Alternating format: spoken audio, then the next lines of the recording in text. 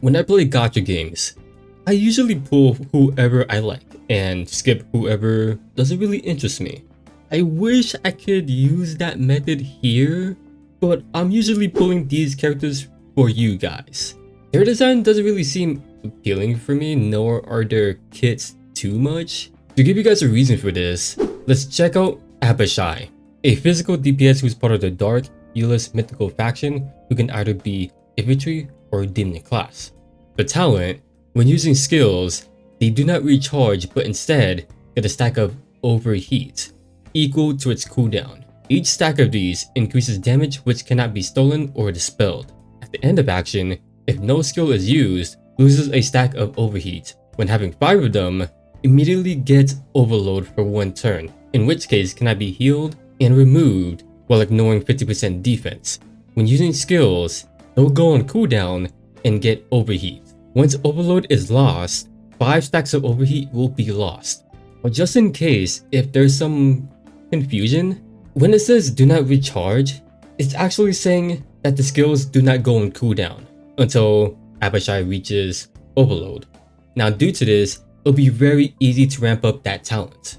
All thanks to that onesie skill right here. The passive, where at the end of the turn, if an active skill is used and there's no overload, can move 2 blocks and attack again. Using the skill increases attack and gain the shield, but during overload, it reduces all skills by 1, heals 100% HP, buff duration is reduced, and the shield now covers 50% HP.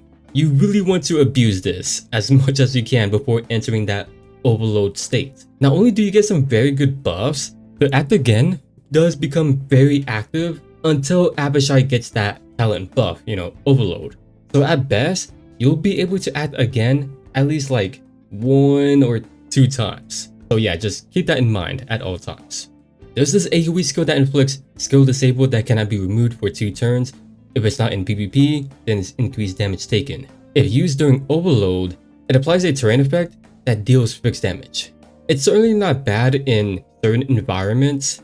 Abishai should be hitting quite hard. Debuff is also disruptive, but other than that, I would recommend bringing in some of the other single target skills since, like I said, AoEs is really only used in certain environments.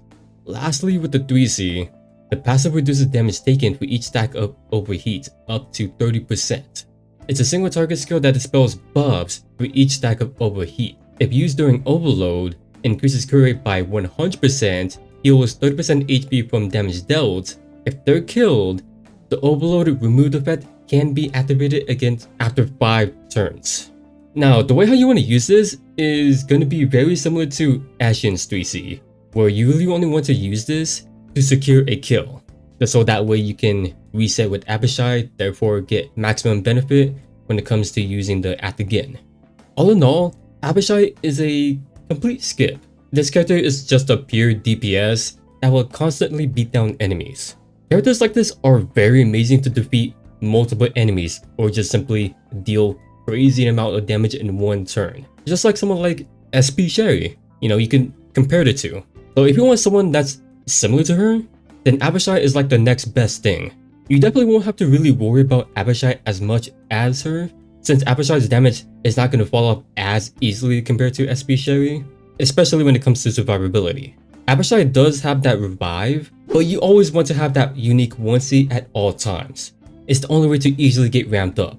But it's not like you have to carry a 3C skill at all times, so something that you can do is carry 2 onesie skills and then something else like Air Slash.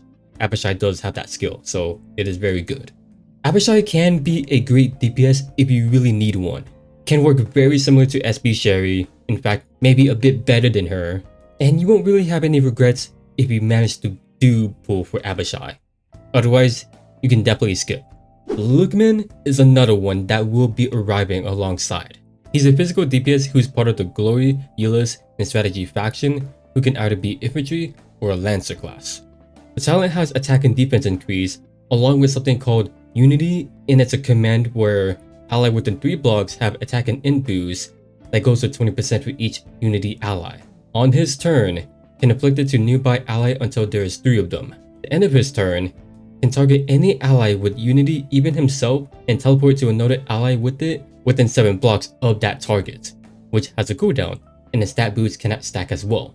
The talent here mostly just tells you, hey, with him around, positioning can be made a lot easier, but there's way more that he can do with that Unity buff, since that's his whole mechanic. His 1C has his passive where after battle, restores 20% HP as damage to all allies with Unity. If the enemy is killed, it also reduces the cooldown of all attack skills by 2. This skill can be used to gain immunity to debuffs and attack increase for 2 turns. Afterwards, he moves 3 blocks. The 2C is a single target that reduces defense before battle. After battle, allies with Unity gets +2 mobility. The 3C has a command that only affects anyone with Unity that allows mobility mitigation.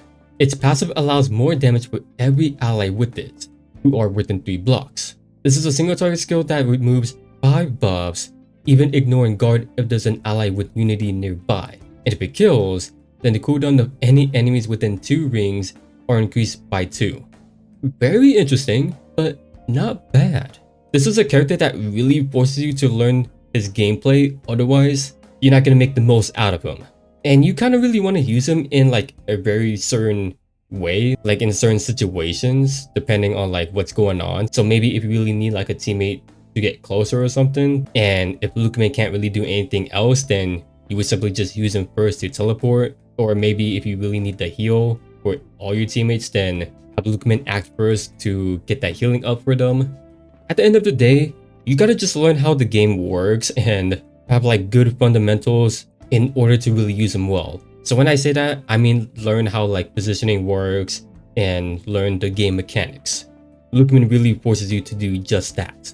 So as a new player, he can technically be great as a DPS, but since you're trying to get used to the game, using Lukhmaan will just be very confusing, and at that point I would hard recommend using someone else who is much more simpler. But if you want to pull him, then go ahead, by all means, do it. If you're in the mindset of, is he worth it? Do I need to pull for him? Is he meta? Then yeah, the answer is no. Just, you can easily skip him. We got 3 soldiers that should be getting the SP form, starting with the Dark Centurion. Before battle, it deals fixed damage. During battle, if the hero HP is higher than the enemy, defense and magic defense are increased. I know it says here that HP and MP, but it should be defense and magic defense.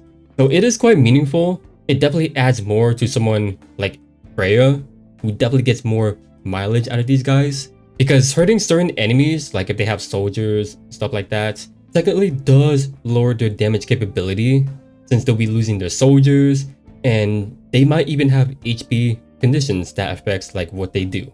Sorry, on paper it does sound nice, but I think it's way better off for someone like Freya to use them, since Freya is all about fixed damage and she can make almost guaranteed that you'll be getting these conditions that the soldier is showing. The second is for the cyborg. They can't attack alongside the hero this time, dealing more damage, ignores melee reduction, and their attack and defense are increased. Melee penalty? Aren't these guys already like melee attackers? Like I know they can attack pretty far, but they should also be both, you know? So I would say that this is hardly an upgrade. They've already had that damage increase to begin with, and I guess now they can deal a bit more damage and tank a little better. Yeah, I would say just ignore them for now. Last one is for the Thxs. Defense is up and does more damage to demon while having attack up. When entering battle, if the enemy's defense is higher or equal to magic defense, then they deal magic damage. I've always thought that these guys had potential, just that they were only great against demons, and even then, they weren't even being used just because soldiers like the Zealots were far better. And I feel like they will still be way better than Thxs, even with them getting an SP form. So I don't think it's very worth it to put any investments. There's 4 new equips that'll be in the battle pass, starting with the weapon that deals more damage against an enemy with the revive. Which I guess if you don't have any other weapon, then go ahead just for the attack boost. Otherwise, it's not a very good weapon to use in general. You got other better choices that does way better things. The armor has a chance to treat the tower you're on as forest before battle. I guess could be nice as an alternative option. It's a light armor, and with those, a lot of them don't really play with RNG compared to the heavy ones. I would hard recommend using something like Last Rites, Alliance Robe, Azure Legend. For the helmet, if the unit moves, teleports, or ends turn on a defense terrain, it's a mobility increase and immune to it. Alrighty then, PvP, quite huge. You know, positioning is everything after all. PvE, it just really depends on what you want to look for. You know, if you plan on using this, then you probably don't really need to use an enchant like Breeze. Otherwise, you can rely on literally anything else. Last one here is the accessory that ignores shield, which I feel like is such a rare thing to encounter. And even if there is one, it's usually not a lot. Like, I don't think, in my opinion, that like it's a huge deal to go up against. Maybe it's something that I don't really get in PvP.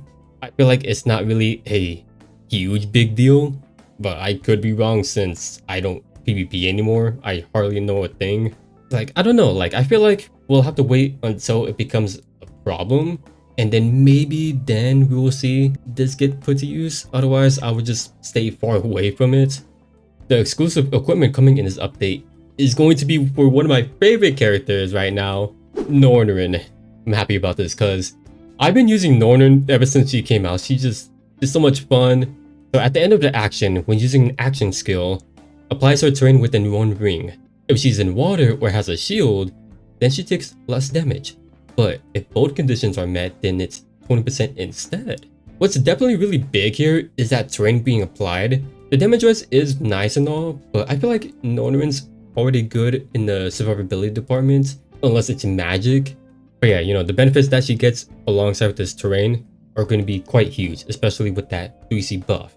And I do also want to point out that like sometimes when using her talent skills, it doesn't always put her in the water unless you position her just right. You know, it really depends on like what's going on. But like there are times where she can stand on water when using her talent, sometimes doesn't really happen.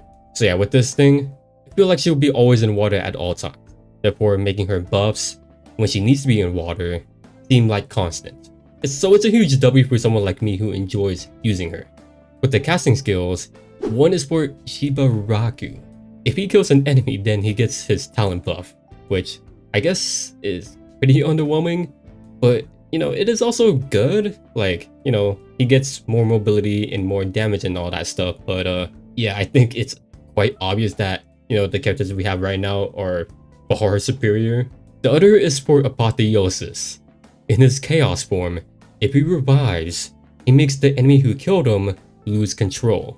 At the end of action, for every 2 bonus from his talent buff, the cooldown of his 3C is reduced by 1. You know, I really don't have any complaints with this one. He has a very disruptive debuff that punishes you, and I'm pretty sure that if you kill with a skill that disables revive, then that doesn't apply it. I could be very wrong about that, but yeah, the cooldown is very rewarding since it does actually take a while to ramp up, so I think it's very deserving. You know, even though I do complain about revives in this game, because every time he activates his 3C, he'll always get a revive no matter what, but I would say with this one, it's justified. For the banners that we can expect, we got LLR Vargas, the most broken character in this game. In 1 week time is when you can expect them, along with a wishlist that goes up to Randall and Hibiscus, a court banner, and a raid up that has one of my favorite characters in it, Nornorin, and there's Hibiscus if you're interested in them. Only other banner that I found that might be worth talking about is a Destiny banner that has Ilia in it if you need her for Ilia's bond. I got nothing against Ilia, it's just like, I just really hate her gameplay is all. As for the content that we should be getting, there's a new mode for the Odyssey, this time featuring characters from the current story. I'm not a story guy, like I don't know exactly what's going on, but all I can say is that certain characters will perform better here. There's feeds within feeds. In battle, there's weather effects that affects the whole field. So for example, there's this like wind effect that will knock enemies back and even boost damage as well.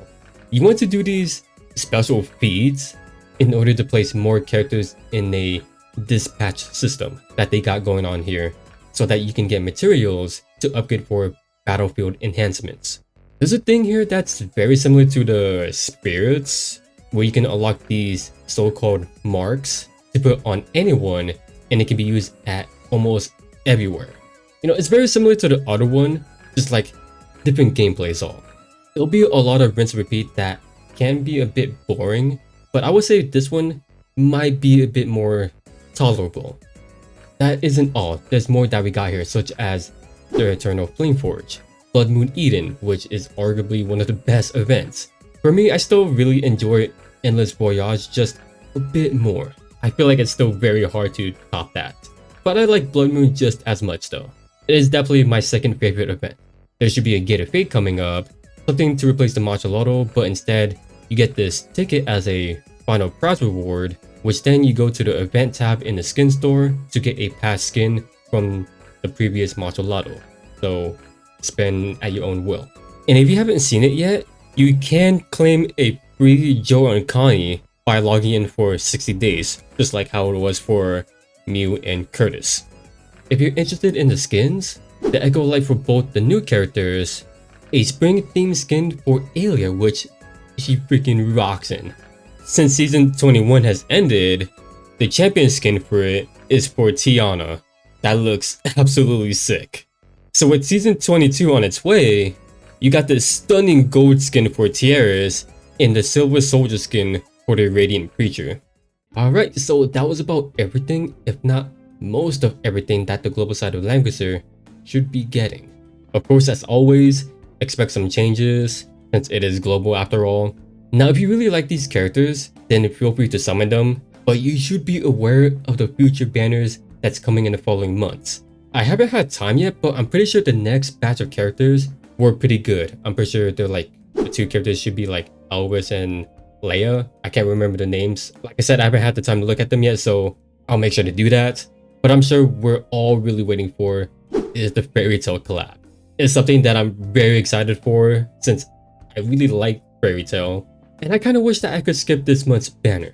But as a content creator, I like to make some sacrifices to help you guys out. But I'm not exactly sure yet. I would really like to find an alternative method because these characters look kind of cool and all, but it's something that I would really like to skip. Because what I can do is show you guys builds with these characters, but I'll hardly be able to provide gameplay. Like sometimes the preview stages really aren't enough to show everything that I would like. So yeah, I'll see what I can come up with. I'll try to, if not then I guess I won't be making videos on them. But yeah, like I said, I'll see what I can do. But the only thing that I'm really going to enjoy, that I'm really looking forward to, is 100% Blood Moon event. Alright, so we're at the end of the video, and if you made it this far, then thank you so much. I got a little bit more that I want to add, so with that all out of the way, I'm gonna try to make this short and simple, and say that me coming back to this channel was honestly a real shocker to me. I did find myself missing playing Langrisser, you know, as I kept on playing on my own time because I heard about Fairy Tales like weeks later, and so I was really hyped for it, so I wanted to play a little bit more, try to do as much saving as I can. But the more I played, the more I thought about the channel here in the community. So it left me with so much regret, since I really did appreciate you guys, and I had so much regret since I had so many plans that I wanted to make, but it never made the spotlight. I was expecting some hate comments like, "Oh, this guy again, what a freaking loser." But yeah, no, generally I was really surprised to see how many of you guys were very welcoming me back. So seeing all of that just made me felt so stupid leaving you guys, as I felt like I betrayed you guys. So if you guys do hate me because of that, or maybe just another reason, I guess, then I wouldn't blame you. You know, as long as it's justified hate, you know, I could take criticism just fine. I think like that's something that you really have to take account for. Like, I welcome criticism, so if there was anything that I got wrong or anything, then please feel free to point it out. I'm not gonna lash out on you or anything. But yeah, so take this as you will, since I did just come back, but I do plan on staying here for a long while. Like, I don't really have any plans on quitting anytime soon.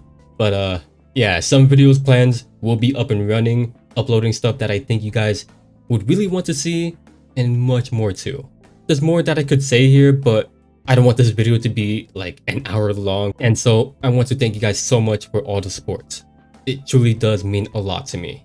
So if you guys did enjoy what you guys saw here, feel free to leave a like and subscribe if you want to see more, and feel free to comment down below anything, I guess. So yeah, thanks for watching. Your fellow Z.